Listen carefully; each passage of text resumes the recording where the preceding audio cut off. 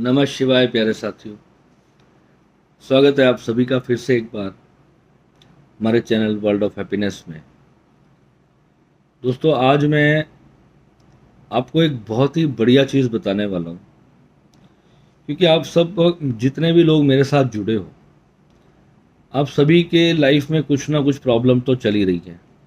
और ऐसा दुनिया में कोई भी इंसान नहीं है कि जिसकी लाइफ में कोई भी प्रॉब्लम ना हो। और हम सब एक्चुअल में अपनी उस प्रॉब्लम का ही समाधान ढूंढते रहते हैं पूरी लाइफ।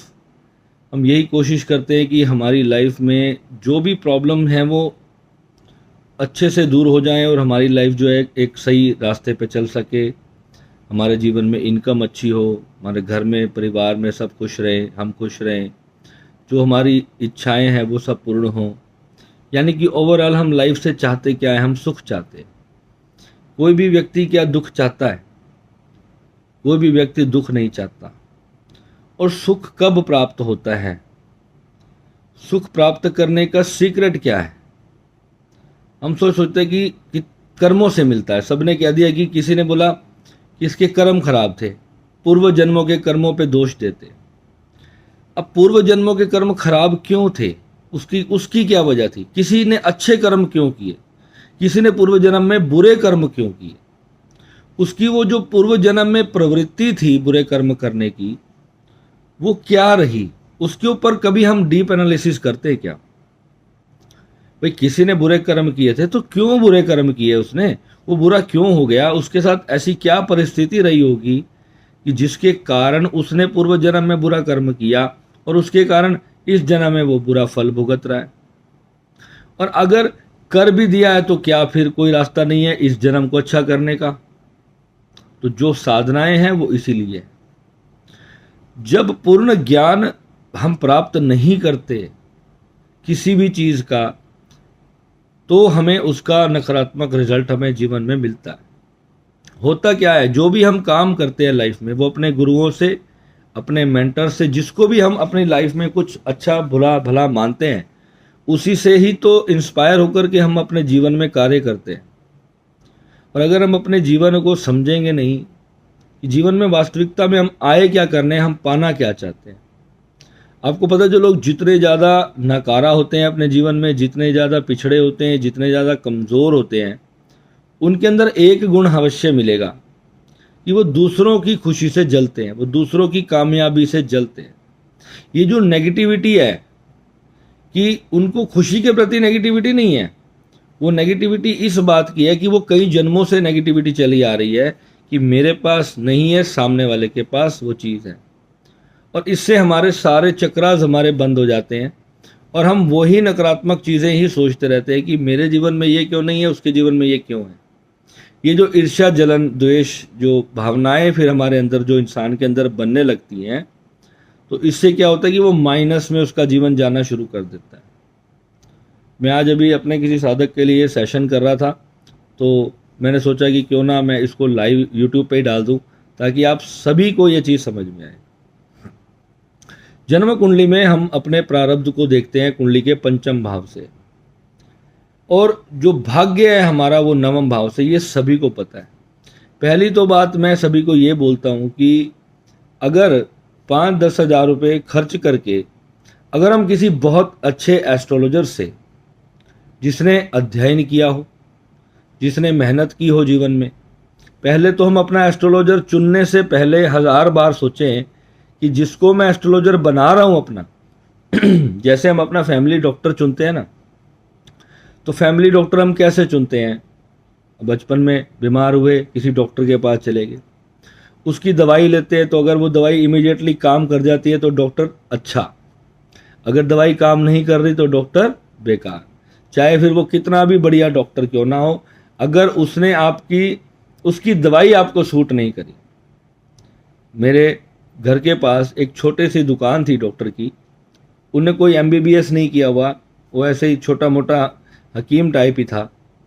मैं आज 38 ईयर्स की आयु होगी, आज तक भी मुझे कभी हल्का सा फीवर भी होता है तो मैं इमीडिएट उसके पास जाता हूँ और वो मुझे 2 दिन की दवाई देता है। और मैं उसकी एक टाइम की ही दवाई, मैंने आज तक मुझे याद है, मैंने एक ही टाइम की दवाई खाई है। सुबह अगर खा ली है तो शाम की मुझे ज़रूरत नहीं पड़ी। उसके अलावा कई बार मैं आसपास थोड़ा वो मेरे से अब दूर पड़ता है, तो मैं उस दूर पड़ने के चक्कर में कई बार मैं आसपास के किसी मेडिकल स्टोर से या कोई बहुत अच्छी दवाई ले आऊँ। मैंने देखा कि उनसे 4-4 गुना बिल भी बनवाया, मगर वो चीज़ मुझे 5 दिन भी दवाई खाने के बाद आराम नहीं मिला। तो इसका मतलब मेरे लिए बेस्ट डॉक्टर कौन सा है? वो जो छोटी सी दुकान चलाता है और वो 40 रुपये या 50 रुपये ही दवाई के लेता है। कमाल की बात यह है कि वो 20 साल पहले भी इतना ही लेता था और आज भी इतना ही लेता है, उसे लालच नहीं है कोई। वो जिस भावना से काम करता है, तो उसकी भावना है कि सामने वाला बंदा ठीक हो जाए, मस्त मौला आदमी। तो ऐसे जीवन में हमें अपने मेंटर्स चुनने हैं। हमारे जो मेंटर्स जो हैं, जो हमने अपनी एक धारणाएं बना ली हैं कि जो त्यागी पुरुष होता है वो गुरु बनता है, जो बहुत ज़्यादा उपवास करता है वो गुरु बनता है, जो बहुत ज़्यादा मंत्र जप करता है, पाठ पूजा करता है, मंदिरों में ही पड़ा रहता है, दान पुण्य के कार्य में लगा रहता है, वो गुरु बनता है। जो बहुत ज़्यादा सेवा करता रहता है, भगवे वस्त्र में रहता है, बहुत सारी मालाएं पहन के रखता है, जो कई कई दिन तक भोजन नहीं करता, वो गुरु बनता है। वो भी बन सकते हैं, मैं ये नहीं कह रहा, but this is not a spiritual criteria. इसको अपने मन से निकाल करके फेंक दो। आज मैं आपसे एक बात पूछना चाहता हूँ, आप किसी को गुरु बना रहे हो, आप सभी अपने आप से पूछना, आप गुरु से चाहते क्या? सच में अब पहला क्वेश्चन आपके मन में क्या है कि आप मुझसे जुड़े थे कभी भी किसी महीने में, आज से कोई 2 साल पहले जुड़ा था, कोई 4 साल पहले जुड़ा था, आपके मन में एक्चुअल में क्या आया था कि क्यों जुड़े आप मुझसे, क्या पाना चाहते थे? मेरे पास अधिकांश लोग जीवन की भोग विलास की वस्तुएं प्राप्त करने के लिए जुड़े। अधिकांश, मैं सारे नहीं कह रहा, कुछ ऐसे थे जिनके पास जीवन में सब कुछ था, पहले से ही सब कुछ था, और उन्होंने कहा गुरुजी मुझे तो सिर्फ परमात्मा चाहिए, मुझे तो साधना करनी है। अब ये बात समझना ध्यान से। तो कोई त्यागी पुरुष जो तुम्हें कहता है कि सब चीज का त्याग कर दो, क्या वो तुम्हें आध्यात्मिकता की ओर लेके जा सकता है? जो खुद त्याग करके बैठा है और फिर उसके बाद यूट्यूब पे आके बैठता है और फिर बहुत सारा उसका सम्मान होता है। ये जो सम्मान है ना, ये उसकी सूक्ष्म एक ऐसी चीज है जो उसके ऊपर अटैक करके रखी है, उसे खुद को नहीं पता है। ये जो मान सम्मान का नशा है ना, ये सबसे बड़ा नशा है। उसके लिए हम अपने असत्य, जो जीवन का हमारा सत्य है ना, उसको छुपाने की कोशिश करते हैं। यानी हम इंसान हैं और हम इंसान की देह में हैं, इसी को छुपाने की कोशिश करते हैं।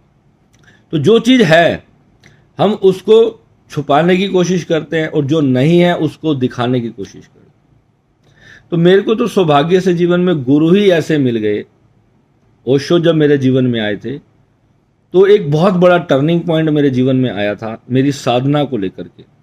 ओशो की जो साधनाएं हैं वो मेरे मार्ग की श्री विद्या की साधना में उसका कोई लिंक नहीं था, मगर उनके जो आचरण थे, जीवन को कैसे जीना है, उसको जब मैंने अपनी साधना में अटैच कर दिया ना, तो वो 1 और 1 11 हो गया। वो इतना ज़्यादा पावरफुल हो गया कि यानी कि बड़े से बड़े दुखों से मैं मुक्त होता चला गया। लाइफ में बहुत सारी चीज़ें ऐसी अनचाही भी हुई, मगर उससे जो अपने आप को संभालने की क्षमता प्राप्त हुई।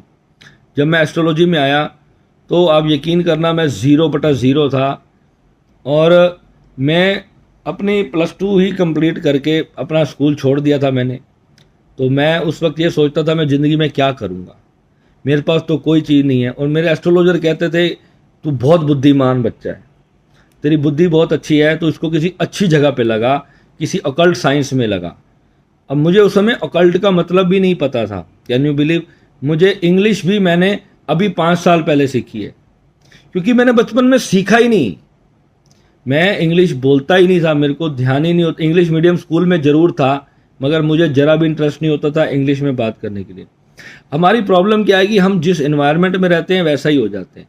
अब ये चीज़ हमें सीखनी पड़ती है कि जब हम किसी चीज़ को प्रैक्टिस नहीं करेंगे, तो मुझे इंग्लिश के कोई वर्ड का मतलब नहीं पता होता था। कोई मुझे कुछ बोल के चाहता था, मैं बाद में, अब मैं फटाफट क्या करता हूँ, कोई चीज़ मुझे समझ नहीं आई, इमीडिएट मैं उसको गूगल करके देखता हूँ इसका मतलब क्या है। अब अगली बार के लिए मैं मार नहीं खाऊंगा।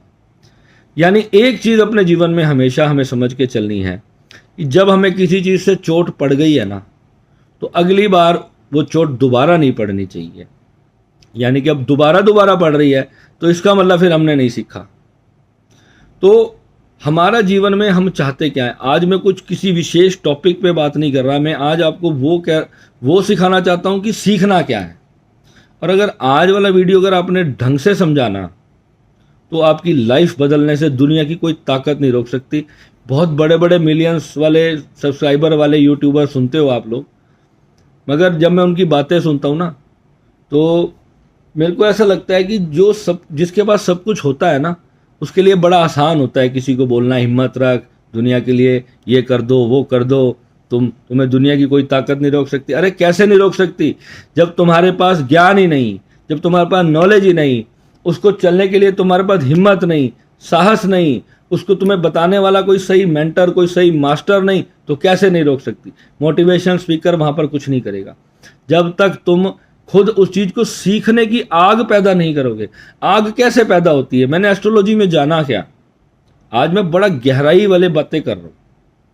और ये भी जो मैं गहराई की बातें करता हूं ये कहां से करता हूं ये भी मुझे नहीं समझ आती थी। धीरे धीरे पढ़ते पढ़ते मेरे को समझ आया कि ये गहराई कहां से निकल के आ रही है। ये 8वें भाव से मेरी कुंडली के निकल के आती थी।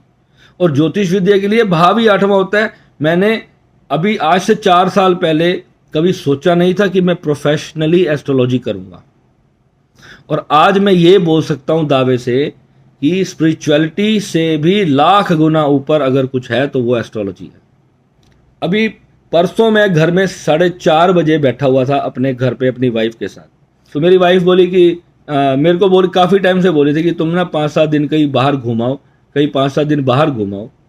तो मैंने कहा कोई बात नहीं, मैं अभी मेरा मन नहीं है। वो मुझे 1 साल से बोल रही थी, थोड़ा सा वहाँ पे घूम फिरा, थोड़ा 4 साल हो गए, बहुत स्ट्रेस ले लिया और अपने लिए थोड़ा सा छुट्टी ले लो। मैं अब यकीन मानो छुट्टी ले नहीं सकता, मेरे भाग्य में नहीं है छुट्टी लेना, क्योंकि जब कोई समस्या आती है किसी की तो वहाँ पे मेरे को फिर काम करना पड़ता है। मेरा छुट्टी लेने का मन नहीं करता। रात को 2 बजे किसी की समस्या आ गई, वो मेरे अंदर 9th हाउस का सूर्य उसी टाइम एक्टिवेट हो जाता है। यानी मैं पूरे हथियार उठा लेता हूँ कि बस ये बंदा परेशान क्यों है। ये मुझे बाद में पता चला कि ये 9th हाउस के सूर्य की वजह से था।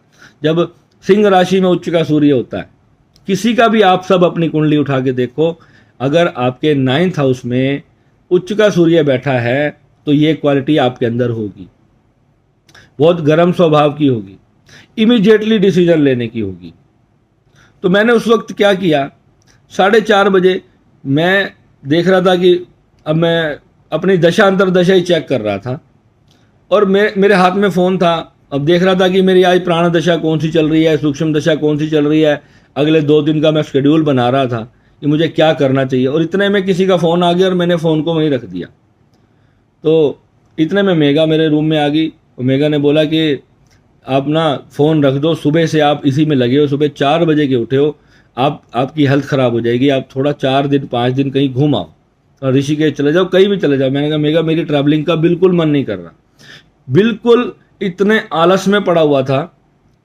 तो मैं नॉर्मल था, मैं इतना अपने धर्म कर्म में और अपनी साधनाओं में इतना बिजी रहता हूँ अपने साधकों के साथ कि मेरे पास समय ही नहीं होता कि मैं अपनी कुंडली पे अच्छे से देख सकूं। और कई बार मैं चोट भी खा जाता हूँ जब मैं अपने उपाय नहीं करता टाइम पे, क्योंकि आलस बहुत ज़्यादा रखता है मेरे अंदर एक ग्रह, सब बताऊंगा मैं आपको आज। तो जैसे ही उसका योग आया, 5 मिनट में आप कैसे डिसीजन ले सकते हो। 5 मिनट में मैंने कहा बस मैं जा रहा हूँ। मैंने उसी टाइम अपने दोस्त को मैसेज किया कि मेरा 5 दिन मैं फ्री हूँ, मगर मैंने टिकट देखी तो थोड़ी सी कॉस्टली आ रही थी। वो कह रहा है कि आप चिंता ना करो, मैं आपको टिकट भेज रहा हूँ। मैं कहा नहीं आप नहीं भेजोगे, अगर आप भेजोगे तो मैं नहीं आऊँगा, इस शर्त पे मैं नहीं आऊँगा। तो पहले मैंने प्रोग्राम बनाया कि 2 दिन बाद की टिकट करवा लेता हूँ। तो 2 दिन बाद कैसे बन जाती, 2 दिन बाद तो वो योग ही चला जाता। और उसी टाइम मैंने सोचा कि चलो नेक्स्ट डे की ना 3-4 बजे की टिकट करवा लेता हूँ। 3-4 बजे का भी कैसे बनता, क्योंकि योग ही नहीं था ना उस वक्त पे। तो मुझे यहाँ पहुँच जाना चाहिए था, उस वक्त पे तो मुझे इस देश में आ चुके होना चाहिए था, यानी कि 4 बजे अगले दिन 24 आवर्स के बाद मुझे यहाँ पहुँचना था। और पिछले 6 महीने से मेरा यूएस जाने का प्रोग्राम कभी बन रहा है, कभी ऐसा हो रहा है, कभी बन रहा है, कभी टूट रहा है, असमंजस में पिछले 2 साल से मामला चल रहा है। और मेरी कुंडली प्रत्यक्ष रूप से कहती है कि मेरी पूर्व दिशा की ओर यात्रा होगी, यानी कि अभी मेरी पश्चिम दिशा की यात्रा नहीं है। मैंने इस यात्रा को डिनाई करने के लिए इतनी कोशिश की होगी, इतने उपाय किए होंगे कि मैं इस दिशा में आना ही नहीं चाहता था। आई हेट दिस कंट्रीज, ये जो हमारे एशिया की कंट्रीज हैं मुझे बिल्कुल पसंद नहीं है। यहाँ एक तो सबसे बड़ी समस्या है खाना नहीं मिलता ढंग का, तो मैं आना नहीं चाहता था। और वो मुझे कब से बुला रहे कि मेरे को अपने पूरे घर का वास्तु कराना है, आप प्लीज़ आ जाओ, प्लीज़ आ जाओ, मुझे सारा एक बार चेकअप कराना है, सारे यंत्र सेटअप कराने हैं घर में। तो बहुत टाइम से उन्होंने मेरे को इंसिस्ट किया हुआ था और मैं टाले चला जा रहा था। ये बात मैंने कई बार अपने ग्रुप में भी बोली हुई है। हुआ क्या, 5 मिनट के अंदर मैंने टिकट चेक की तो टिकट आ रही थी सुबह 8:30 बजे की। अब सर्दियों के दिन है, रास्ते में पूरा फॉग है, 4 बज चुकी है और सुबह 8:30 बजे की फ़्लाइट आ रही है। उसके बाद फिर फ़्लाइट पूरे दिन नहीं मिल रही, तो मैं कैसे करूँगा उस फ्लाइट को? फॉग का टाइम है, एयरपोर्ट पे भी कैसे पहुँचूँगा? करीबन 4 से 5 घंटे लगते हैं आपको दिल्ली से, पानीपत से एयरपोर्ट पे पहुँचने के लिए। 3-3.5 घंटे तो लग ही जाते हैं मिनिमम, क्योंकि ट्रैफिक बहुत होता है। रास्ता तो सिर्फ 1.5 घंटे का ही है। तो मैंने सोचा कि मैं रात को अपने कज़न के घर रुक जाऊँगा दिल्ली में और सुबह सुबह की मैं फ़्लाइट ले लेता हूँ। पहले ये सोच करके मैंने टिकट डन कर दी, टिकट करवा दी, 5 मिनट में टिकट मेरे फ़ोन पे आ गई। अब देखो कमाल क्या हुआ, यानी कि मेरा जो 4th हाउस है, जो बृहस्पति है, अगर वो अपने घर में बैठा है अंतर वर्षफल के अंदर, या हमारी जो जो डे की जो दशा चलती है, जो गोचर जिसको हम बोलते हैं, गोचर में अगर वो अपने घर में बैठा है तो आप अपना घर नहीं छोड़ सकते। कमाल की बात तो ये। तो जैसे ही वो वहाँ से हट के निकला, जैसे उसने अपना घर छोड़ा, तो इमीडिएटली उसी टाइम पे मैं रात को अपने घर से निकल गया। मैंने इस टाइम को चेक किया। ये ऐसे चलता है हमारा जीवन, यानी कि some forces are creating pressure on our mind, our thought, our energies, और उसके ऊपर we can react, we are doing activities according to them, यानी कि हम उसके हिसाब से वो चीज़ें करने लग जाते हैं। हमें गुस्सा आएगा तो कोई ग्रह वहाँ पे, राहु, शनि, मंगल, कुछ तो एक्टिवेट होगा, और जब वो एक्टिवेट होगा तो हमें गुस्सा आ जाएगा। चंद्रमा एक्टिवेट होगा तो हमें प्यार आएगा। हमारे रिश्ते भी ऐसे बनते हैं, टूटते भी ऐसे ही हैं। पल पल, एक एक सेकंड में हमारे साथ जो घटनाएं होती हैं वो ग्रह ऊपर चलते रहते हैं और हम जीवन पे उसको लाते रहते हैं। अब इसमें समझना क्या है, सीखना क्या है हमें? एस्ट्रोलॉजी में जब आप जुड़े हो, अब एक अच्छे एस्ट्रोलॉजर, मैं अपने आप को एक अच्छा एस्ट्रोलॉजर मानता हूँ। क्यों? क्योंकि जब तक मैं डुबकी नहीं लगाता किसी की कुंडली में, मैं उसको कोई प्रेडिक्शन नहीं बोलता। मैं सिर्फ उसको ये बोलता हूँ कि आपको ये उपाय करने हैं और ये सावधानी रखनी है। मैं भविष्य के लिए कभी उसको प्रेडिक्शन देने के लिए कोशिश नहीं करता। ये सब मत देखा करो, राहु इस भाव में है तो क्या होगा, शनि इस भाव में है, तो उससे कुछ भी पता नहीं चलता है। उससे सिर्फ आपको यही पता चलेगा, नेगेटिविटी है तो नेगेटिविटी को स्ट्रांग कर दोगे, पॉजिटिविटी है तो पॉजिटिविटी को स्ट्रांग कर दोगे। और कोई भी ग्रह ऐसा नहीं है जो गोचर नहीं कर रहा है, वो कुंडली में घूम ही रहा है। हर रोज आपके जीवन पे उसका प्रभाव, उसका असर आपके रिश्तों पे, आपके फाइनेंशियल लाइफ पे, आपकी ट्रैवलिंग पे, आपकी हेल्थ पे, आपकी हर एक चीज़ पर ग्रहों का असर पड़ता है। कितना जियोगे, कब जुकाम होगा, कब खांसी होगी, सब फिक्स है, कुछ भी ऐसा नहीं है। अब इसके अंदर सीखना फिर क्या है, जो आज का वीडियो का जो मेन टॉपिक है, कि मैं आज वो सिखाना चाहता हूं कि क्या सीखना चाहिए। सीखना हमें ये चाहिए कि जीवन में हम चाहते क्या हैं और उसको पाना कैसे है, क्यों पाना है, पाके क्या मिलेगा और खो के क्या मिलेगा। ये जो सारी चीज़ें हैं, इसके लिए फिर क्या करना है और क्या क्या नहीं करना है, और ये क्यों मिलता है और क्यों नहीं मिलता है, ये सब चीज़ें हमें सीखनी है। यानी कि पूर्ण ज्ञान सीखना है, पूरी लाइफ सीखनी है, पूरा यूनिवर्स सीखना है और दुनिया को सिखाना है। You have to rock everybody. कि दुनिया जब आपसे मिलने आए तो दुनिया को ये लगे, चाहे आपने जीवन में कुछ भी पास्ट आप कराओ, आज अगर आपने शुरुआत की है, your start should be the greatest. इतनी ज़बरदस्त आपने लाइफ में अपनी अचीवमेंट प्राप्त करनी है। और आपको पता चलेगा जब आपके स्टार्स अच्छे काम करेंगे और आप स्टार्स के हिसाब से आप जब चलना शुरू कर दोगे, तब आपके अंदर एक बहुत बड़ी खुशी डेवलप होगी। उसी का नाम मैं यहाँ पर सेल्फ रियलाइजेशन कहता हूँ कि यानी जो खो दिया उसका गम नहीं रहा, और जो पाया है उसको पाने की जब खुशी नहीं रहेगी, अब उसमें जो आपकी आत्मा है यानी कि सूर्य जो है आपका, जब वो इन सारी चीज़ों को छोड़ देगा, पूर्ण अहंकार को छोड़ देगा कि मुझे जीवन से ये पाना है और मुझे ये नहीं पाना है, वट एवर जो भी आपकी लाइफ में चल रहा है, और उसमें जो सबसे बड़े जो अवरोधक है ना, वो आपके धार्मिक गुरु हैं, क्योंकि उन्होंने आपको त्यागवादी बना दिया है। उन्होंने आपको ये बता दिया है कि ये करना सही है और ये करना गलत है। तो ये कारण पता क्या है, ये उच्चतम अवस्था है बौद्धिज्म की, उच्चतम अवस्था है, यानी कि भोग की हाइट और उसके बाद अध्यात्म की हाइट, संसार को कंप्लीटली जी करके ये मुक्ति को प्राप्त होते हैं, इनको मोक्ष प्राप्त होता है। फिर ऐसे कितने लोग हैं जो सिर्फ भोग में डूब गए और ध्यान अध्यात्म की तरफ ना गए। वो कौन सा कारण होता है? हमारी एस्ट्रोलॉजी क्या बोलती है कि जब 12वें घर में जब कोई पाप ग्रह होता है, 12वां घर मोक्ष का है। अगर आपको मोक्ष देखना है कि आपको मिलेगा या नहीं मिलेगा, तो आपको कुंडली का 12वां घर देखना है। उसमें आपको ये पता चलेगा कि मेरे को मोक्ष मिलता है या नहीं मिलता है। अगर 12वें घर में कोई पाप ग्रह होता है, अधिकांश समय पे आपने देखा होगा जो लोग इंडिया से बाहर सेटल हो जाते हैं, उनके घर में 12th हाउस में कोई ना कोई मंगल का कनेक्शन जरूर होता है, या फिर उनकी 8वें घर में मंगल जरूर होगा, या 8वें घर में शुक्र हो सकता है, सूर्य हो सकता है अगर वो बहुत बड़ा कोई एस्ट्रोलॉजर भी है तो, या वहाँ पर बुध हो सकता है, बहुत ज़्यादा इंटेलिजेंसी और बहुत। सब ने आपके दिमाग में एक बात डाल रखी है कि 6, 8, 12 में कोई घर चला गया, ग्रह चला गया, वो खराब हो जाएगा। केपी एस्ट्रोलॉजी जो है ना, वो वैदिक से भी ज़्यादा स्ट्रांग मानता हूँ मैं, और केपी कुंडली अलग होती है।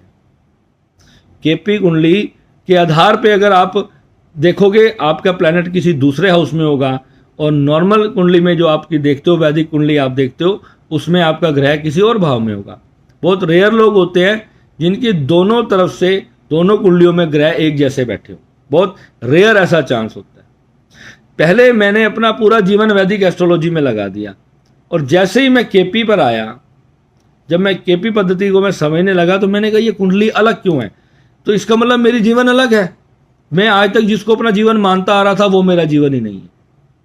फिर मैंने क्या देखा कि जो वैदिक वाली जो प्रेडिक्शंस हैं वो तो सबकी सब मेरे जीवन पे लागू हो रही थी।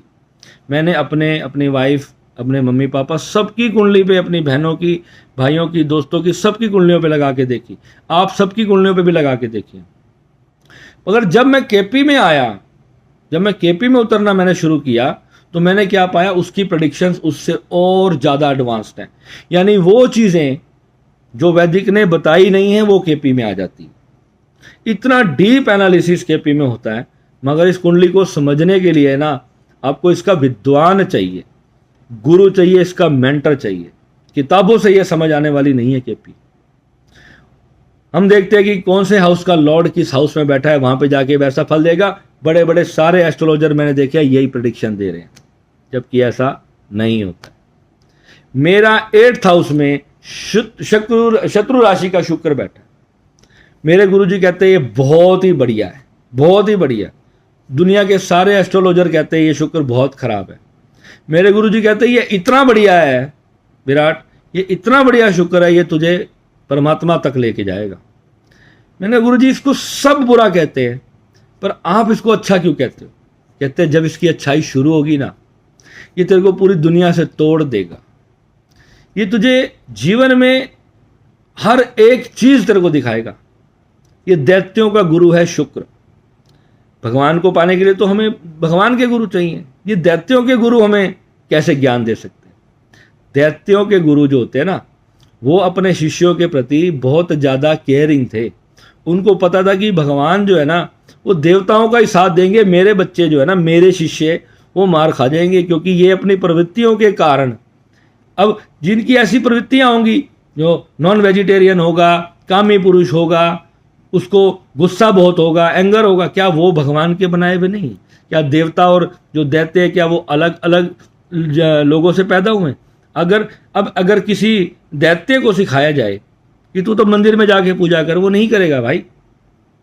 आप शेर को कहो कि तू घास खा ले, वो नहीं खाएगा, क्योंकि उसको भगवान ने दांत ही ऐसे दिए।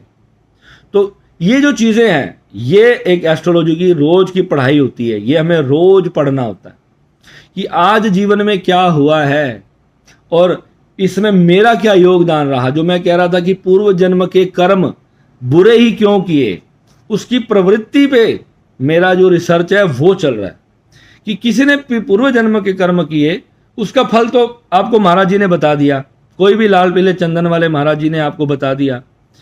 मैं तो भैया इन सबको जो गले में माला डालते हैं, हमारी एस्ट्रोलॉजी बोलती है, गले मेरे जितने भी साधक हैं हम उनको सिद्ध माला देते हैं। माला को सिद्ध करके ओरिजिनल पंचमुखी जो बारीक रुद्राक्ष होता है वह एक हर साधना में आवश्यक होता है, पहली बात समझ लेना।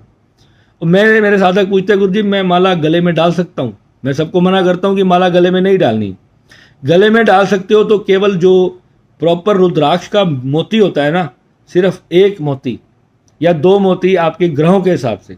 कई लोग 1 से 21 तक की पूरी माला डाल लेते हैं, हमारे एक साधक ने भी डाली हुई है।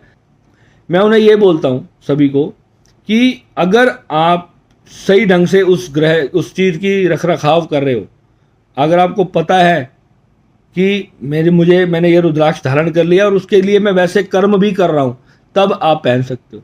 नहीं तो रुद्राक्ष की ऊर्जा को आप संभाल ही नहीं सकते। बुद्ध खराब हो जाएगा बुरी तरह से, दिमाग खराब हो जाएगा, सब डिसीजन मेकिंग खराब हो जाएगी। जो गले में माला डालता है, अगर उन्हें 43 दिन तक लगातार अपने गले में माला कायम कर ली तो उसका बुद्ध खराब हो जाएगा, उसका बुद्ध वहाँ पे आ जाएगा 1 नंबर में। और 1 नंबर है मंगल का, और मंगल बुद्ध जब मिलेंगे तो सब डिस्टर्ब कर देंगे वहाँ से। तो जितने भी साधु संत आप देखते हो जिन्होंने गले में मालाएं डाल रखी हैं, इनका समझ लो सबका बुद्ध खराब है। आजकल एक भाई फेसबुक पे बहुत वीडियो बना रहा है, वो इन सबको रोक रोक के पकड़ता है। उनके वीडियो गुप्त कैमरा गले में लगा करके, वो बड़े बड़ी जो मालाएं और जटाएं वाले जो बाबा घूम रहे हैं ना हरिद्वार में, ऋषिकेश में, जगह जगह पे, वो उनको पकड़ता है, महाराज जी जरा गायत्री मंत्र तो सुना दो, जरा महामृत्युंजय मंत्र तो सुना दो। वो उनकी ना टेस्ट लेता है। तो उसने ऐसे ऐसे कम से कम अभी 200-300 बाबाओं का पर्दाफाश किया कि जिनको गायत्री मंत्र नहीं आता, आप सोचोगे कि ये हरिद्वार में तपस्वी बन के बैठे हैं, इनके बड़ी बड़ी जटाएं हैं, लंबी लंबी मालाएं डाल रखी, कई कई मुंड मालाएं डाल के बैठे हुए हैं। समझ रहे हो आप बात को? ये क्या बताना चाह रहा हूं कि जो चीज हमने धारणाएं बनाई हुई हैं उसके आधार पे आपका जीवन नहीं चलेगा। आपका जीवन किस आधार पे चलेगा? क्या करना है, क्या नहीं करना, क्यों क्या हो रहा है, इसको जब तक पूरी तरह से इसकी सारी गुत्थी को सुलझा नहीं लोगे। सिर्फ पैसा कमाना जीवन का उद्देश्य नहीं है। पैसा एक समय पे बहुत कमा लेगा इंसान, मगर वहाँ से उसकी यात्रा शुरू होती है। मैं आपको बता रहा था कि मेरे पास जितने भी लोग जुड़े जो हर तरह से समृद्ध थे, केवल उन्हीं ने परमात्मा की इच्छा की, और जो समृद्ध नहीं थे, जो अपने जीवन की जिम्मेदारियों के प्रति बंधे हुए थे, वो उसी में ही अटक गए। अधिकांश लोग अपने जीवन में भोग विलास की इच्छा में अपने जीवन की सबसे बड़ी चीज़ों को खो के चले जाते हैं, पूर्ण ज्ञान को खो के चले जाते हैं। ये जो भोग विलास है ना, ये मनुष्य की बुद्धि पे जब भारी पड़ जाता है तो इंसान कुछ नहीं कर सकता। और जो आपको त्यागवादी बना रहा है, मेरी बात समझ लेना, वो आपको कहीं नहीं पहुंचा सकता। आप किसी भी गुरु के पास जाते हो तो क्या मांगते हो उससे? आप उससे यही मांगते हो कि गुरुजी कोई ऐसा उपाय बता दो मेरी शादी हो जाए। क्यों? वाय शादी? शादी क्यों चाहिए तुम्हें? क्योंकि तुम्हारा एक शरीर है, चाहे तुम पुरुष हो चाहे तुम स्त्री हो, तुम्हें पूर्णता प्राप्त करने के लिए एक और शरीर की आवश्यकता है। इसीलिए ही तुमने उस शादी ना होने का उपाय करने की ठानी। किसी ग्रह ने रोक लगा रखी है, सप्तम भाव को पीड़ित कर रखा है या पंचम को पीड़ित कर रखा है, और मोस्ट प्रोबेबली इसमें 9th हाउस का सबसे बड़ा रोल होता है। 5, 7 और 9 के डिस्टर्ब हुए बिना आपकी मैरिड लाइफ डिस्टर्ब नहीं हो सकती। जितने भी लोगों ने जीवन में कभी किसी से प्रेम किया, उनका विवाह नहीं हुआ। अभी 10 मिनट पहले एक मेरे साधक ने मुझे मैसेज किया, गुरुजी प्रेम तो ओशो ने भी किया होगा, मगर उनके जीवन में भी विवाह तो नहीं हुआ। तो मैंने कहा उनके तो सारे ग्रह ही 8वें में बैठे हैं मेरी तरह ओशो के। तो कारण क्या है? क्योंकि हम लोगों को भगवान ने घिसने के लिए जन्म दिया है, हमारे को घिसाई करके ये हमारा लास्ट जन्म है। हमको जो घिसना घिसाना था, जो तोड़ना पीटना था, हमारी जो आटा मलाई करनी थी, वो सब हो चुकी। और अब जिस स्टेट पर हम बैठे हैं, अब खाली बैठेंगे तो कुछ तो करेंगे ही, तो क्यों ना किसी को कुछ अच्छा दे दे। मैं इस टाइम 11th फ्लोर पे बैठ करके यहाँ से आराम से अपने रूम में बैठा हूँ, इनके घर पे आया हुआ हूँ। पर बैठ करके मैंने अभी तक सुबह से खाया पता क्या है, 1 कप नूडल्स, बस ब्रेकफास्ट किया था सुबह, और उसमें मैंने 1 कप थोड़ी सी ऐसे नूडल्स ले ली, और थोड़ा सा मैंने एक ब्रेड टोस्ट लिया और कॉफ़ी पी। दोपहर को मैं भोजन ही नहीं करता।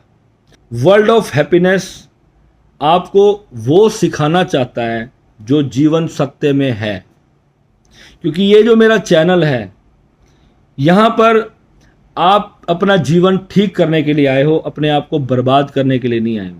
अपनी लाइफ में पूर्ण ज्ञान, 200% स्पिरिचुअलिटी यानी कि आत्म साक्षात्कार को प्राप्त करने आए हो। अपने हर एक दिन को आपने कैसे जीना है, ये आप खुद बनाओगे।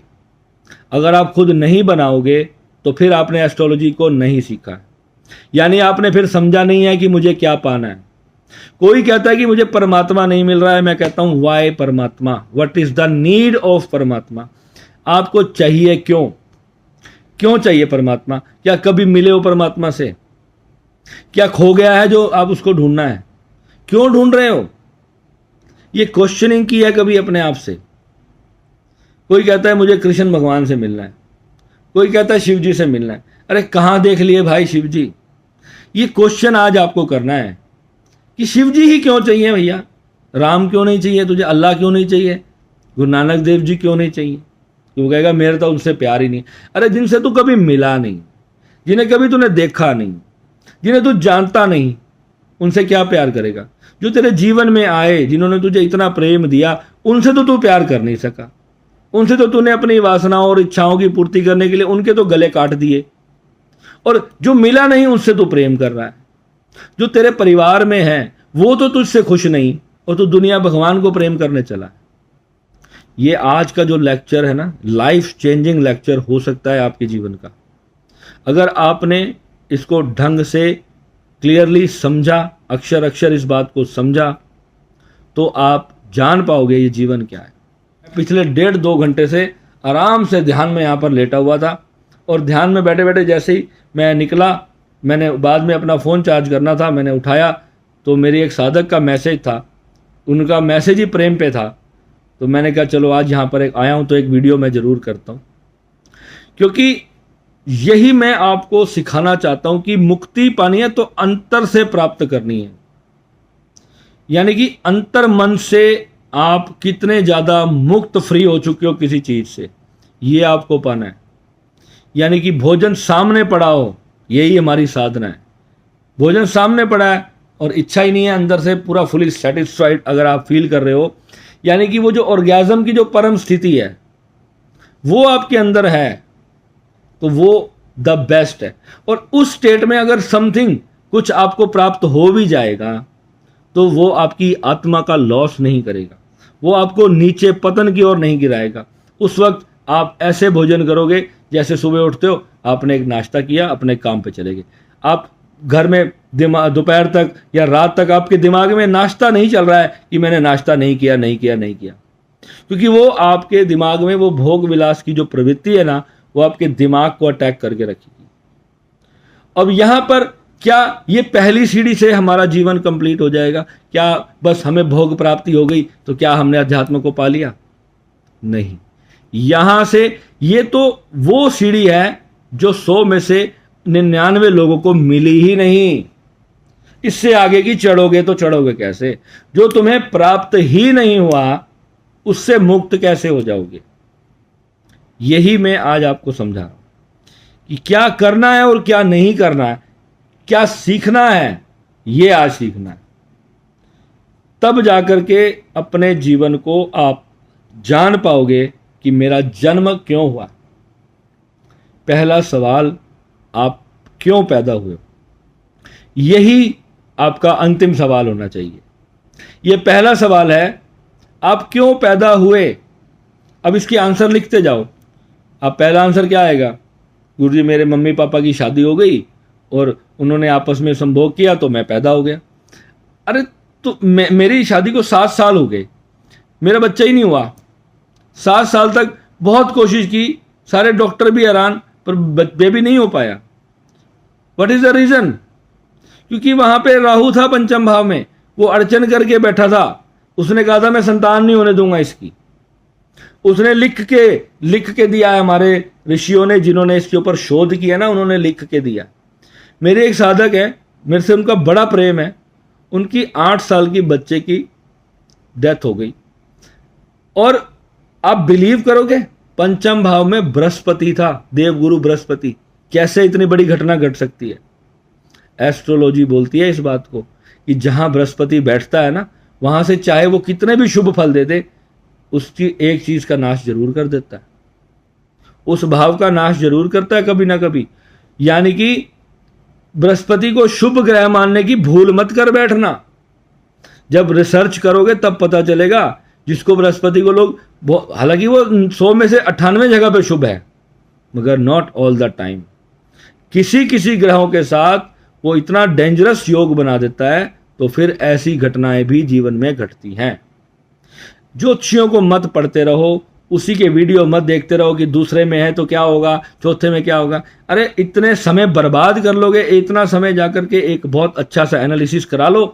पहले वो एस्ट्रोलॉजर ढूंढने में समय खराब करो अपना।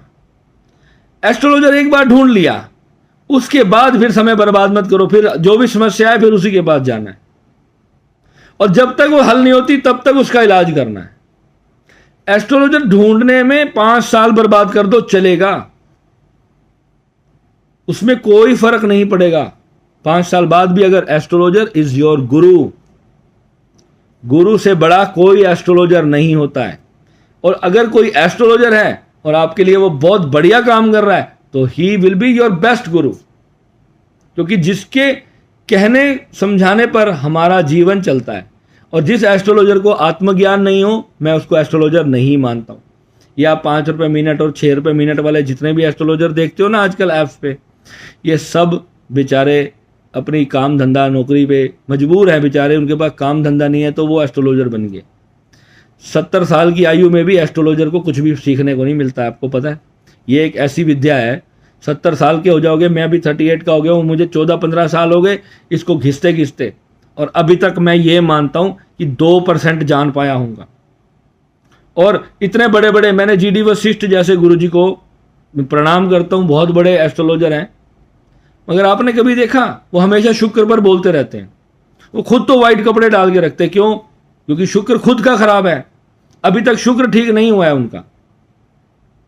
जिसका खुद का शुक्र ठीक नहीं हुआ वो दूसरे को क्या ठीक करेगा?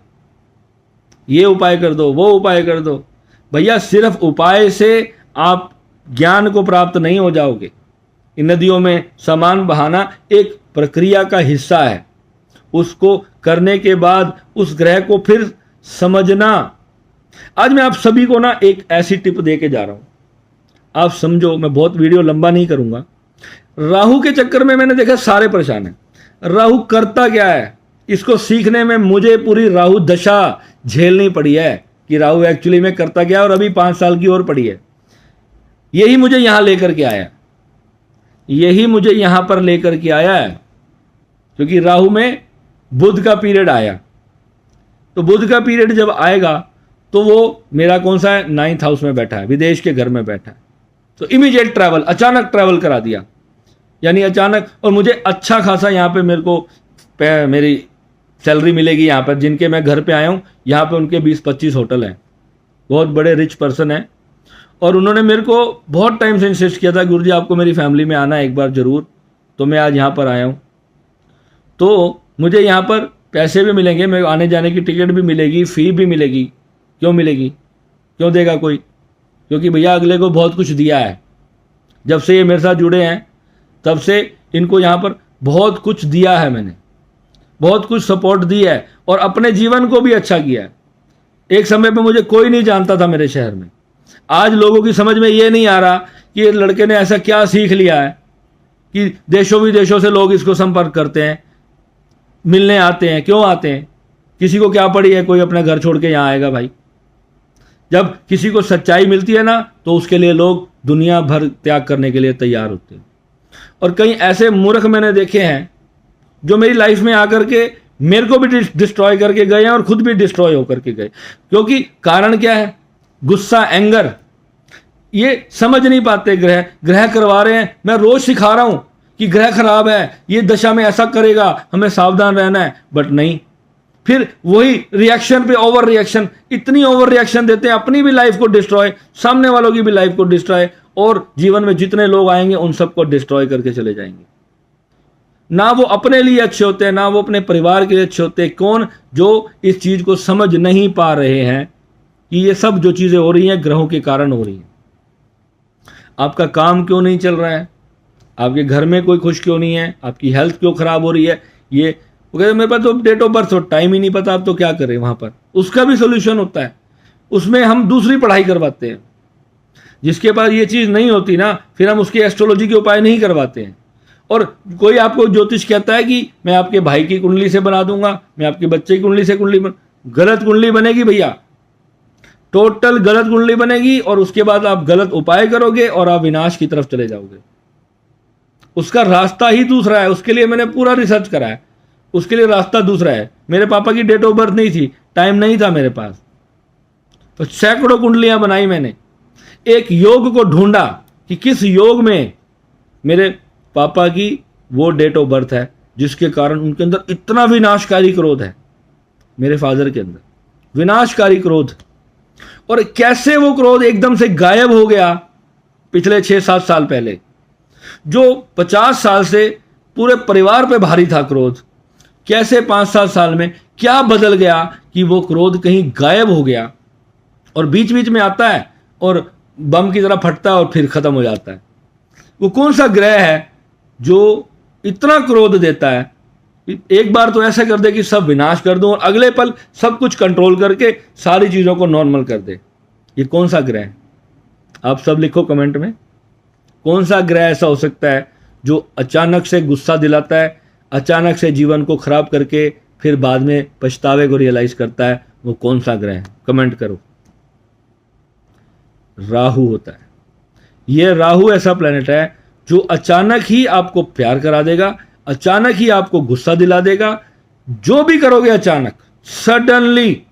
और राहु की महादशा में यहीं पे हमें बहुत कंट्रोल से करना है।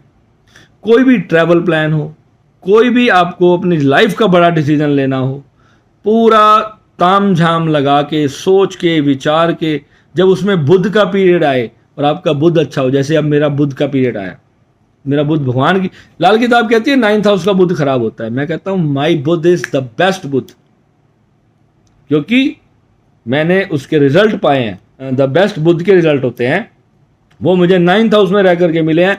क्यों मिले हैं? क्योंकि वो मेरा सप्तमेश भी है और वो मेरा दशमेश भी है। 2 केंद्राधिपति जब बुध होके 9th में बैठे तो उसे 9th हाउस का दोष नहीं लगता। और साथ में अगर सूर्य बैठ जाए तो वो बुध आदित्य योग बना देता है। और साथ में अगर मंगल बैठ जाए तो बुध को कई गुना पावरफुल कर देता है। मगर गर्मी बहुत होती है स्वभाव में भैया, अखड़ बुद्धि तो है हम। करना तो अभी है, नहीं तो नहीं करना है। करना है तो फिर बिना किसी रूल्स एंड रेगुलेशन के पूरी दुनिया पार करने की साहस है हमारे अंदर। ये कौन देता है? यही बुध और मंगल जब मिल जाते हैं तो फिर इसको संभाल के भी रखना होता है। ऐसे योग में कई बार क्रोध में व्यक्ति गलत डिसीजन ले लेता है, और ये करते हैं ग्रह। आपकी चित्रों की कुंडली में ये चीज़ें बनी हुई है ना, आप इस पर वर्क करना है। और जो मेरे कोर्सेज अब मैं ला रहा हूँ आने वाले टाइम में, जो मैं अभी अपने साथकों को भी सिखा रहा हूँ, और भी मैं और बहुत सारे कोर्सेज लॉन्च करने वाला हूँ। इसमें हम वो एस्ट्रोलॉजी नहीं करेंगे, उपायों वाली एस्ट्रोलॉजी। ये वो एस्ट्रोलॉजी होगी जो 20-25 साल के रिसर्च के बाद आपको मिली है, वो एस्ट्रोलॉजी हम करेंगे। यानी कि उसका सत्य मिलेगा, सत्य जो एस्ट्रोलॉजर नहीं बता सकते, क्योंकि दुकानदारी बंद हो जाएगी भैया। जिस व्यक्ति की रोजी रोटी ही जिस काम से चलती है, डॉक्टर को पता है एक विटामिन की गोली से अगर इस बंदे ने ठीक हो जाना है तो वो विटामिन की गोली क्यों देगा भैया? उसने तो तुम्हारा ऑपरेशन करना है। आज तुम जाओगे ना, अब किसी प्रेग्नेंट वुमेन की डिलीवरी होती है ना, तो जो बड़े बड़े हॉस्पिटल होते हैं वो सर्जरी करते हैं, उसमें 2-2.5-3 लाख का बिल बना देते हैं तुम्हारा।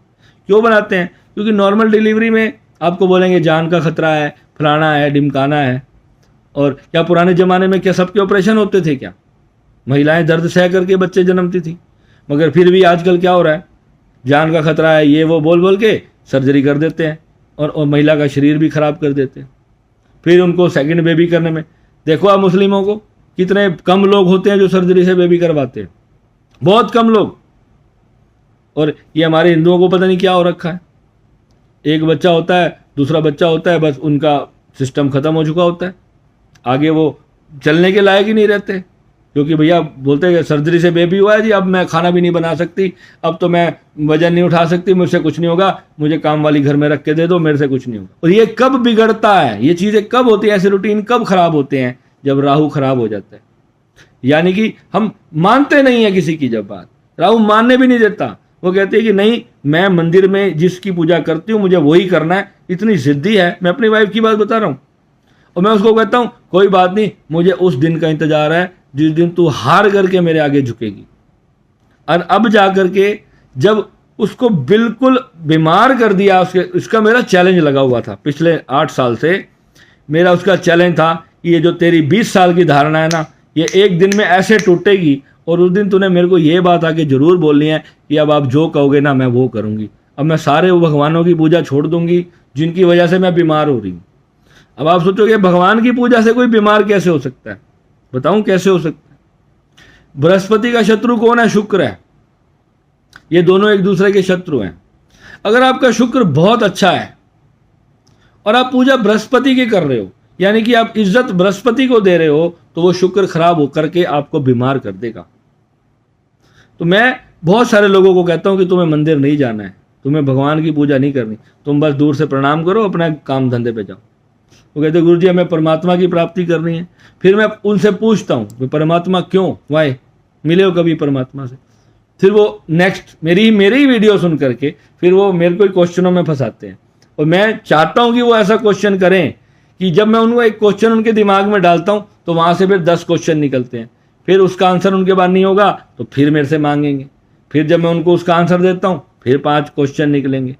ये जो क्वेश्चन का सॉल्व होने का सिलसिला है ना, यही तुम्हारे को अध्यात्म की हाईएस्ट लेवल पे, यानी कि निर्वाण अवस्था पे, बुद्धत्व तक लेकर के जाएगा।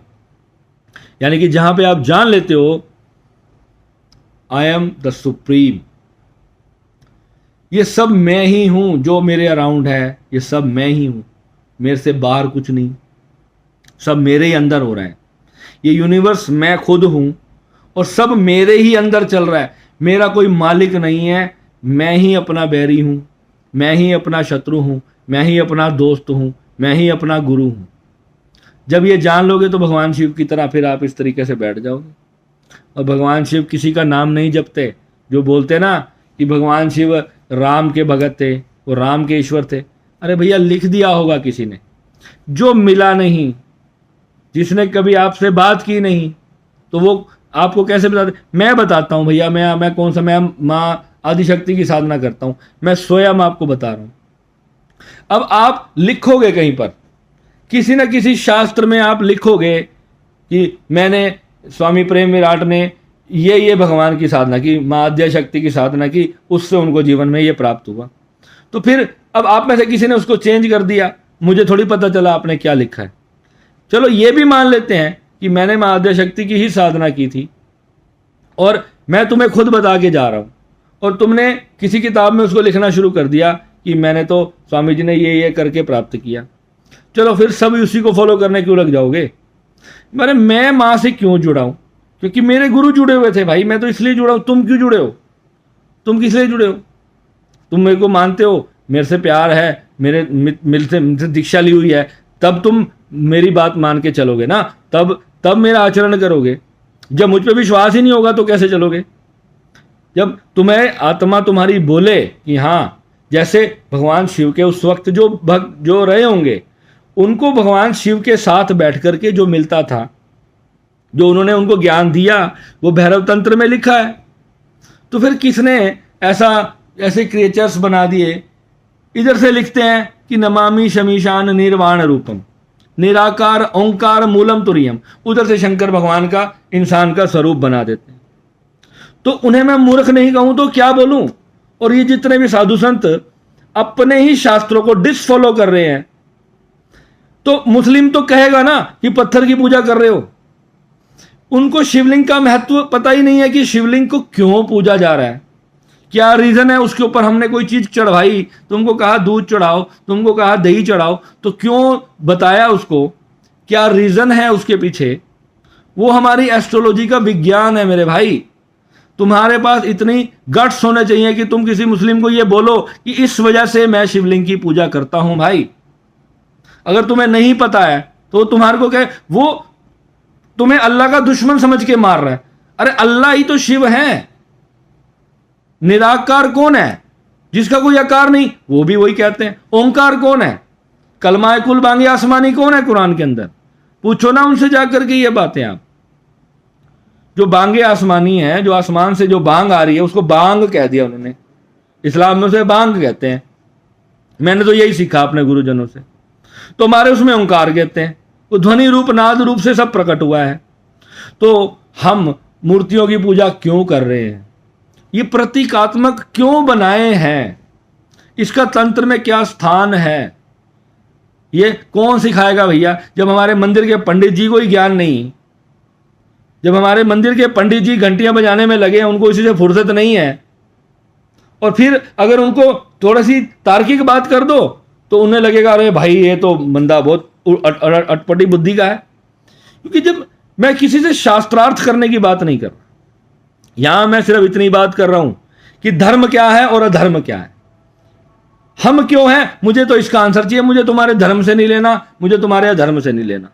मुझे तो ये चाहिए भैया कि मेरा मन परेशान क्यों है, मैं खुश क्यों नहीं हूं, सब कुछ होते हुए भी मन में विचार क्यों चल रहे हैं। जो आज इतने सारे साधकों का प्रश्न है, उसका एक्चुअल सॉल्यूशन क्या है।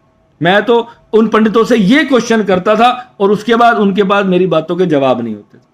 फिर वो कहते थे भैया हमारे पास हमें तो राधे राधे जपने दो भैया, हमें तो बस यही आता है। ये पता है क्या है, यही है जो चीज हमें दी नहीं गई, हमसे ले ली गई और हम चूक रहे हैं। इसलिए पहले वो सीखना शुरू करो कि क्या सीखें। यूं ही समय बर्बाद नहीं करो अपना। एक एक मिनट, एक एक क्षण जो है ना, कई करोड़ देने के बाद भी वापस नहीं आएगा। समझ आ रहा है। पूर्ण ज्ञान को प्राप्त करने के लिए पहले डिवोट हो जाओ। ये संकल्प करो कि मुझे इतना समय तो लगेगा इसको भैया सीखने में। ये आज ओवरनाइट नहीं घटित हो जाएगा। रोज क्वेश्चन करते हैं आप मेरे से, आज ऐसा हो गया गुरुजी, ये क्यों हो रहा है, क्यों। अरे भैया मैं अगर यही सब बताता रहा हूं, मैं अब सत्य बता रहा हूं, चाहे वो मेरा कोई लाइफ टाइम मेंबर ही क्यों ना हो, सबके सब सुन लो। फालतू के क्वेश्चन करोगे, मैं सच में नंबर ब्लॉक करने वाला हूं और दोबारा कभी बात नहीं कर पाओगे मेरे से तब कोई क्वेश्चन करो जब तुमने 1 वर्ष साधना कर ली, तब भी तुम्हारे को आंसर नहीं मिल रहा है। मैं खुद तुमसे पूछूंगा कैसे चल रहा है, तुम्हें मुझसे नहीं पूछना है। भाई मैं तुम्हें शांत करने आया हूं, खुद अशांत होने थोड़ी आया हूं। तुम मेरी जो चीजें दी हुई तुम कर ही नहीं रहे हो। मैं जब उनसे पूछता हूं साधना कितनी करी, मुझे 3-4 महीने हो गए, समय नहीं मिल रहा, काम में बिजी हूं। तो बस वहां पर जाके परेशान, अरे मेरे सिर में दर्द हो रहा है। ये 2 मिनट की वाइब्रेशंस में तुम्हें ऐसा लगता है कि माता रानी प्रकट हो गई तुम्हारे भीतर। अरे भैया 14-15 साल तो मेरे को लग गए साधना में, करते करते बोलता आ रहा हूं, हर वीडियो में बता रहा हूं। अभी 6 महीने हुए नहीं ध्यान करते हुए। गुरुजी मेरी तो ऊर्जा ना सहस्त्रार खुल गया है, उसमें से ऊपर से बह रही है। ऐसे ऐसे मैसेज करते हैं ना, और मुझे पढ़ने पड़ते हैं, मेरी मजबूरी है क्योंकि मैं ऑनलाइन आपके साथ टच में हूं। अगर यहां तुम ग्रुप में बैठे होते शिविरों में, तो वहां पे एक बंदा क्वेश्चन करता, मैं सबको आंसर देता। और यही गुरु इसी में लगे हुए हैं सबके साथ। और मैं ये चाहता नहीं हूं, मेरे रूल्स रेगुलेशंस बिल्कुल डिफरेंट होंगे, क्योंकि मैं थोड़ा डिफरेंट किस्म का इंस्पेक्टर हूं। इंस्पेक्टर जरा दूसरे किस्म के, समझ आ रही बात की। यानी कि मेरे को खुद परेशान नहीं होना भाई तुम्हारी परेशानी में। मैं अपनी परमात्मा में, अपने भोलेनाथ के साथ खुश हूं भाई, और मैं चाहता हूं कि तुम भी खुश रहो, पर मुझे परेशान मत करो। जो मैं तुम्हें सिखा रहा हूँ उसको सुनो। मैंने 350 वीडियोस बनाए। मैं अपने साथियों से पूछता हूँ कितने वीडियोस देखे, कोई कहता है 20, कोई कहता है 30, कोई कहता है 50। और जिसने सारे वीडियो देख लिए उसे मेरे से क्वेश्चन करने की जरूरत ही नहीं पड़ती। कुंडलिनी वाले वीडियो से आप सबसे ज़्यादा लोग मुझसे जुड़े, और आपको उसमें मैंने क्लियरली बताया कि अपनी जर्नी बता दी उसके अंदर कि ऐसे ऐसे होता है और ये पीरियड है, इसमें आपको ऐसे ऐसे करके निकलना है। और फिर उसके बाद फिर परेशान होने की चीज़ छोड़ी क्या मैंने उसमें, क्योंकि वो पहले तो तुमने बिना गुरु के कुंडलिनी को छेड़ दिया। अब जो तुम्हें गुरु भी मिल रहा है वो तुम्हारा फिर शोषण करना शुरू कर रहा है। फिर वो कहेगा भैया तुम्हारे हाथ पे रख के तुम्हारे को फिर शक्तिपात करेगा, फिर तुम्हारे को वाइब्रेशन डालेगा तुम्हारे अंदर। वो क्या डालेगा वाइब्रेशन? वो तो तुम्हें अपना दास बना रहा है, तुम्हें मुक्त नहीं कर रहा। तुम्हें बोलेगा ऊपर से बोलेगा मेरे से भी फ्री हो जाओ, मैं भी कुछ नहीं हूं। सच में कुछ नहीं है। फिर कुछ नहीं है भाई तो फिर क्यों वीडियो डाल रहा है, क्यों दुनिया को दिखा रहा है फिर तू कुछ है? क्योंकि ये हमारी लास्ट वासना होती है और ये एक स्टेट आती है जब ये खत्म हो जाती है। और उसके बाद जिनसे प्यार रह जाता है ना, मेरे साधकों ने मेरे लिए बहुत कुछ किया है। ये मैं सब यूट्यूब वालों के लिए वीडियो नहीं बना रहा कि 50 मिलियन लोग मेरा वीडियो देखेंगे। ये उन 200-300 लोगों के लिए वीडियो बन रहा है जो मेरे ब्रॉडकास्ट में ऐड है। मैंने बंद कर दी अपनी लाइफ टाइम मेंबरशिप, आपको पता ही होगा क्यों कर दी। मुझे नहीं चाहिए कुछ भी। मैंने अपने इन 300 लोगों को अपना जीवन समर्पित कर दिया कि इसमें से मुझे इन सबको आगे लेकर के जाना है, और फिर ये अपने आप पहुंचा देंगे वर्ल्ड ऑफ हैप्पीनेस को जहां उन्होंने पहुंचाना है। वर्ल्ड ऑफ हैप्पीनेस के साथ मुझे कोई लगाव नहीं है कि ये चलना ही चाहिए, ये दुनिया में कामयाब होना ही चाहिए, इसके बहुत बड़े आश्रम बनने ही चाहिए। No, never. ये अपने आप ही बन जाएगा जब इस समय आएगा इसका। और बताऊं, भविष्यवाणी दूं, 2028 के बाद तुम सबको मेरे से बात करने का समय नहीं मिलेगा, क्योंकि तब बृहस्पति एक्टिवेट हो जाएगा। तो मैं आपको बता रहा हूं, ये अभी जो अटकाव है जीवन में, ये राहु की दशा के कारण चल रहे हैं। क्योंकि ये मैं भगवान थोड़ी हूं। भगवान का मेरा मतलब है कि कोई सुपर नेचुरल शक्ति थोड़ी हूं कि मैं ग्रहों को पलट दूंगा, या कोई भी व्यक्ति ग्रहों को नहीं पलट सकता। सुपर नेचुरल कौन है? स्वयं भोलेनाथ है। अब वो स्वयं भोलेनाथ में कोई व्यक्ति नहीं बैठा है ऊपर। वो भोलेनाथ कौन है? चलो मैं ये पूछता हूं, कौन है भोलेनाथ? वो भोलेनाथ तुम ही हो।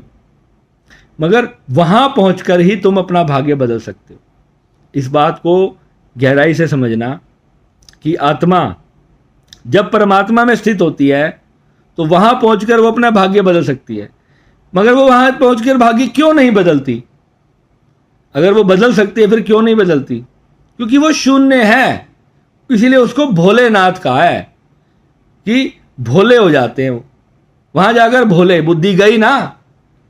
जब मुझे संसार से कुछ चाहिए था तो फिर ऊपर जाकर के अब वो जो मुझे चाहिए था वो मिट गया, वो है ही नहीं, तो फिर वहां जाकर कोई इच्छा ही नहीं रहती।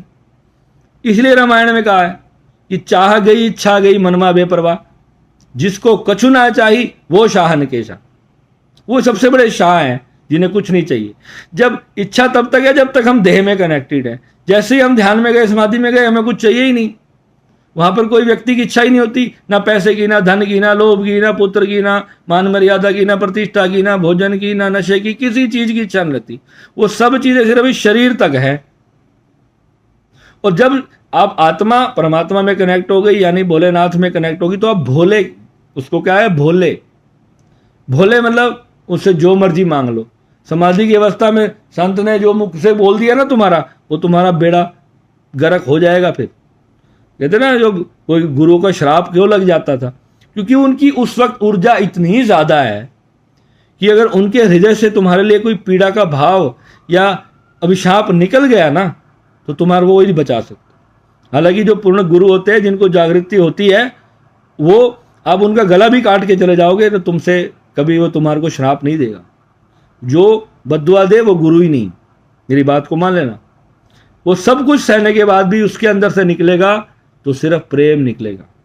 चाहे तुम उसका कितना भी बुरा कर लो, वो तुम्हें सिर्फ प्रेम ही, क्योंकि वो अब तुम्हारे साथ नफरत करके वो अपने अंतर की शांति को खत्म नहीं करना चाहता, वो अपने उस परम पद को नहीं खोना चाहता जो उसने पाया, चाहे तुम कितना भी बुरा कर लो उनके साथ। इसलिए संत की पहचान क्या है? ना संत का भोजन, ना संत का रहन सहन। संत की पहचान तो स्वयं संत है। आप पहचान ही नहीं सकते कि क्या उसने पाया। आपके क्राइटेरियाज हैं, आपने वो धारणाएं भी इन्होंने ही बनाई हैं, पखंडियों ने तुम्हारे दिमाग में सब डाल डाल के, और तुम अब उसी के पीछे भागते हो। जो 5 दिन भूखा रह सकता है, अरे भैया ये तो बहुत बड़ा, सच में यार 5 दिन से खाना नहीं खाया, ये तो बहुत बड़े साधु हैं। यार तुम्हारे को दिखा के खाएगा क्या है? कोई भी काम करेगा तुम्हारे को दिखा के करेगा। तो पहले रिकॉग्नाइज करना सीखो, क्या सीखना है उसको सीखो, तब तुम्हें पता चलेगा कि मैं भाग किसके पीछे रहा हूं। फिर भगवान ने बुद्धि दी है, फिर भी भगवान ने विवेक दिया है, फिर चलते चलते तुम्हें समझ आ ही जाएगा विच डॉक्टर इज द बेस्ट, जिसकी दवाई काम करेगी। भाग लो 10-12 साल और, किसी के पीछे भागना है तो भाग लो, मना थोड़ी करता हूं। भागने के बाद पता ही चलता है, क्योंकि मैं बार बार पहले कितने सारे वीडियोस में बताया, मैं अपने साधकों के लिए वीडियो बना रहा हूँ भाई, सब बुरा मत मानना, मैं इनकी परेड भी लगाता रहता हूँ बीच बीच में तो कईयों का मन भटकता रहता है ना इधर उधर, तो फिर उनको सिखाना भी पड़ता है। कारण क्या है? इनकी आत्मा का नुकसान ना हो जाए, क्योंकि एक भी साधक जो श्री विद्या से भटक जाए उसका दंड मुझे मिलेगा, क्योंकि मेरे गुरु मुझे क्षमा नहीं करने वाले फिर। क्योंकि देखो अपनी पर्सनल डिजायर्स भी रखते हैं ना साधक मेरे से, अपनी पर्सनल डिजायर्स उनकी क्या है? गुरु जी मेरे घर आओ, मुझे ज़्यादा टाइम दो, मेरे से ज़्यादा देर बात करो, प्रलोभन देते हैं, बड़े बड़े गिफ्ट देते हैं, लालच देते हैं। मेरे को पता है वो सब चीज़ें, मगर मैं तो वो चीज़ का भूखा नहीं हूं ना। चाहिए मुझे भी होता है, मुझे भी खुशी होती है जब आप मुझे कोई अच्छा सा गिफ्ट देते हो, मुझे खुशी होती है मेरे अंदर से, पर ब्लेसिंग सामान्य ही देता हूं मैं। कहीं आपको लगे कि आपने कोई बहुत अच्छा गिफ्ट दे दिया तो मैंने कोई स्पेशल ब्लेसिंग निकाल दी, नो, ब्लेसिंग आपके आधार पे मिलेगी। अगर आप उस ब्लेसिंग के लायक नहीं हो तो मेरे अंदर से ब्लेसिंग नहीं निकलती, और निकल आएगी तो आप ये समझ लेना कि बेड़ा पार होगा ही होगा। वो जो मेरी अंदर की ब्लेसिंग है ना, आज मैं आपको अपना एक सीक्रेट बताता हूँ। मेरी लाइफ में, मेरे बिजनेस टाइम के अंदर कुछ लोग ऐसे थे जिन्होंने मेरे साथ बहुत बुरा किया। मैंने यकीन मानना, मैंने कभी भी भगवान से उनका बुरा नहीं मांगा, कभी भी नहीं मांगा। आप यकीन मानना, उनमें से एक भी आज इस दुनिया में नहीं है। उसका कारण क्या है जानते हो आप? क्योंकि मैं अपनी साधना में रहता था, मैं अपनी साधना करता था, और साधना करते करते किसी ने मेरे को इतने आघात पहुंचाए, वो अंतर से मेरे नकारात्मक एनर्जी अपने आप कभी कभी गुस्से के क्षण में निकल जाती थी। और वो जब निकल जाती थी ना, उस 1-2 बार ऐसा हुआ मेरे साथ, मेरी अंतरात्मा से निकल गया, तू भगवान तुझे दुनिया से उठा ले, मेरे अंदर से ऐसा 1-2 बार निकला। वो उस समय अज्ञान था, नई नई साधना थी मेरी, और जब शक्ति जागरण होता है ना तो अंतर से ऐसा निकला। और ये जैसे जैसे बढ़ती गई ना, मैं इसको रूटीन में मैंने देखा कि मेरे मुख से कही हुई बात इमीडिएटली लोगों के ऊपर काम करने लग गई। किसी के लिए बुरा निकल गया, मेरे नॉन लोगों ने मेरे साथ बुरा किया। अभी एक बंदे ने पीछे मेरे को ना 2 लाख का चोट मार दी, मुझे 2 लाख 2.5 लाख का उन्हें मुझे धोखा दिया, मेरे मित्र नहीं, और मैंने कुछ नहीं कहा। उसने मुझे ऐसा शो किया कि जैसे उसने मेरे साथ बुरा नहीं किया, मगर मेरे अंदर से मन में आया, भगवान अगर इसने ऐसा किया है ना तो इसको 2-3 दिन के अंदर इसको बड़ी सजा देना। अब मानोगे 3 दिन में कोई बंदा उसके 25 लाख लेके भाग गया, और वो सुबह मुझे कह रहा यार ये क्या हो गया मेरे साथ। मैंने कहा आप देख लो, मैं नहीं चाहता था भगवान आपका बुरा करे, मगर मेरे उस जो ऊपर बैठे हैं ना उनको पता है कि आपने मेरा गलत किया है मेरे साथ। तो कहने का मतलब क्या है कि वो जो ऊपर जो हमारा गुरुमंडल है वो कौन है? वो मेरी तरह ही तो सजीव चेतना है, वो हमसे ज़्यादा एक्टिवेट है हमारे जीवन में। वो उनके पास वो 6 सेंसेस हैं जो हमारे पास नहीं है।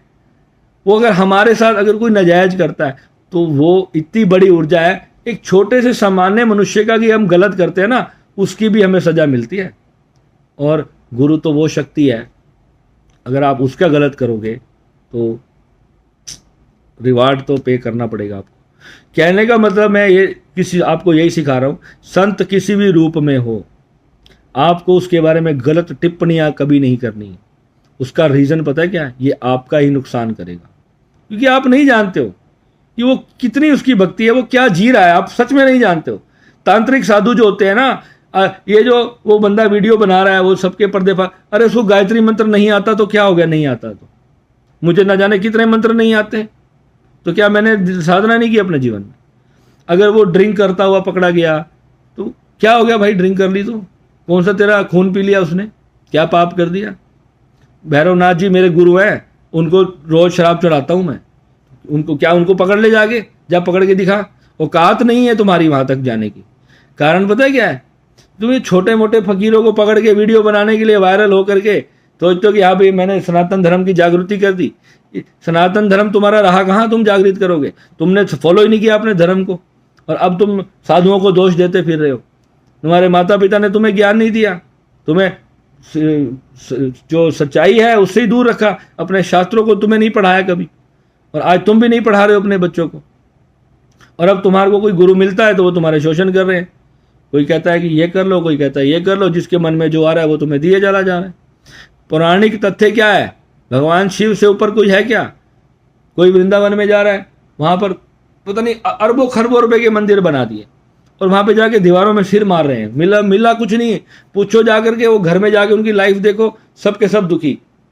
क्या फायदा हुआ भाई उसका, ऐसी भक्ति का? जब तक तुम पूर्ण रूप से आनंदित नहीं हो तब तक अभ्यास बंद नहीं होना चाहिए।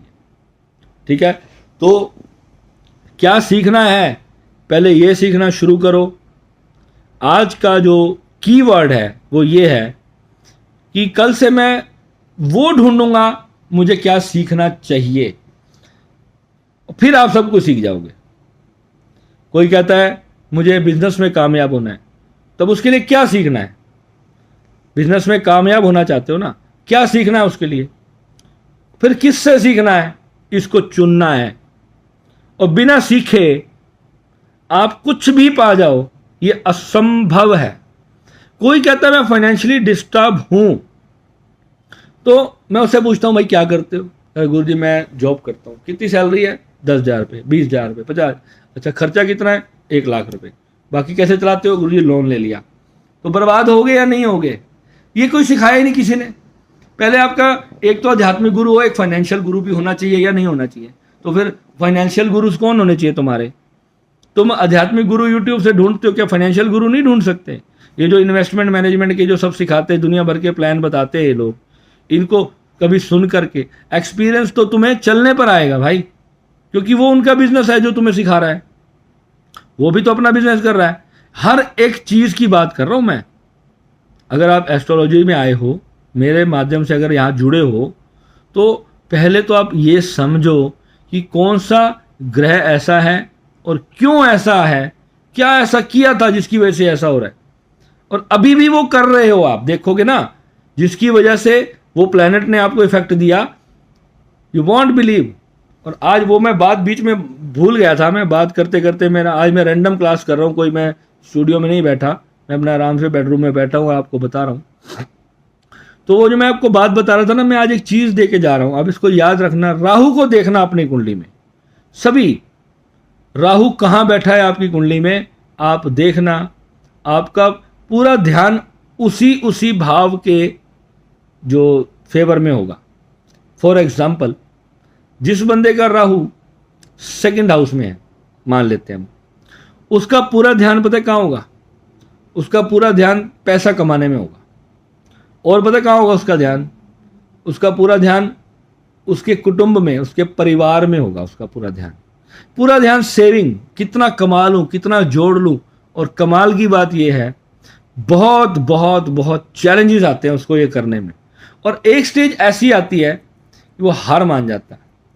हार मान के जब वो उसको छोड़ देता है ना, उसको भगवान के हाल पे, उसको दुनिया के हाल पे छोड़ देता है जैसे ही, तो वो राहु एक्टिवेट हो जाता है। वो भूल जाता है कि मेरा राहु खराब है, ठीक है, जैसा भी है। वो इतनी लड़ाई लड़ लेता है, जब उसकी आत्मा रो पड़ती है ना, वो छोड़ देता है उस चीज़ को। और जब उस चीज़ को वो छोड़ देता है, इमीडिएटली राहु एक्टिवेट हो जाता है। और एक्टिवेट होते ही वो इतना बड़ा फल देता है उस भाव से। अगर वो शुभ है तो फिर वो आपको मिलियंस में पहुंचा देगा, क्योंकि वो धन भाव में बैठा है। और अगर वो अशुभ है, खराब है, तो फिर वो बैंड बजा देगा। यानी कि वो एक्टिवेट तो हो गया तो फिर वो आपको बैंड भी बजा देगा। और जहां जहां उसकी दृष्टि जाएगी, ऐसे ही हर भाव में है राहु। जितने लोगों के लाइफ में जो 4th हाउस में राहु है, उनका पूरा ध्यान कहाँ है? मेरे घर में, मेरे घर में ये होना चाहिए, मेरे घर में ये होना चाहिए।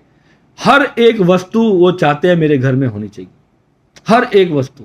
पूरा ध्यान उनका अपने घर पे होता है और पूरा ध्यान अपने मन पे होता है, अपने मन पे।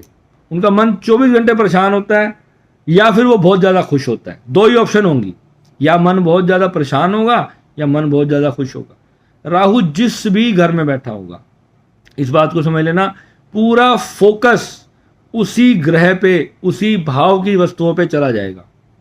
इसलिए तब तक ले जाएगा जब तक वो आपको डिप्रेशन में ले जाके तोड़ ना दे। ये राहु की कसम है भैया। अब वो देख लो राहु कहाँ बैठा है, ठीक है। तो फिर जब आप टूट जाओगे, यानी कि जब तुम हार जाओगे, जब तक हार नहीं मानी तब तक वो काम नहीं करेगी चीज। जिस दिन पूरी तरह से उसमें महादशा चल रही है, मान लो 18 साल की, अब कोई घटना घटी तीसरे साल में, तो फिर वो 15 साल तक आपका जो अहंकार जो है वो राहु बना के रखेगा। और उसमें कभी भी कोई ऐसा पीरियड आया या आपने परमात्मा से हार मान ली, तो फिर राहु एक्टिवेट हो जाएगा। एक्टिवेट होते ही वो शुभ चीज़ें देने लग जाएगा। यानी कि वो जब तुम उस चीज़ की डिज़ायर छोड़ते हो ना, वो चीज़ अपने आप बढ़नी शुरू हो जाती है। और जब तक डिज़ायर रहेगी, ये राहु के केस में है, जब तक डिज़ायर रहेगी, इस बात को समझना, किसी भी चीज़ की इच्छा है, सपोज करो कि किसी बंदे को पैसे की इच्छा है और पैसा ही नहीं आ रहा क्योंकि राहु 2nd हाउस में बैठा है। वो जब लड़ाई लड़ लड़के क्या करना, छोड़ यार, अब जो होएगा देखा जाएगा, बस मैं तो निष्काम भाव से काम करूंगा, देखा जाएगा। वो क्या पाएगा? अचानक से धमाधम चारों दिशाओं से पैसा आना शुरू हो जाएगा।